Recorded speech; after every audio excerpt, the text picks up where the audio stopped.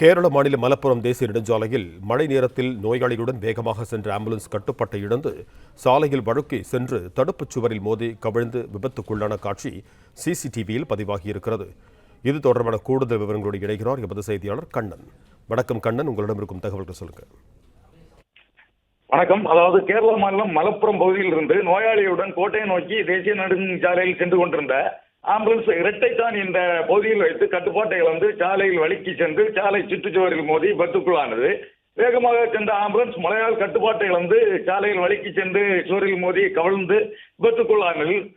Ambulance driver மற்றும் நோயாளி லேசான காயமடைந்த நிலையில அவர்களை அக்கம் பக்கத்தினர் மீட்டு மற்றொரு ஆம்புலன்ஸ் மூலம் மருத்துவமனைக்கு அனுப்பி வைத்தனர். இந்த நிலையில கட்டுப்பாட்டை இழந்த ஆம்புலன்ஸ் சாலையில் வழுக்கி சென்று விபத்துக்குள்ளாகும் சிசிடிவி காட்சி பதிவுகள் தற்போது வெளியாகியுள்ளது.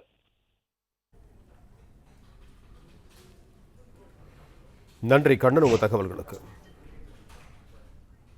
பிளே ஸ்டோர் மற்றும் ஆப் ஸ்டோரில் இருந்து பாலிமர் செயலியை QR கோடு மூலம் பதிவிறக்கம் செய்யுங்கள். செய்திகளை உடனுக்குடன் பெறுங்கள்.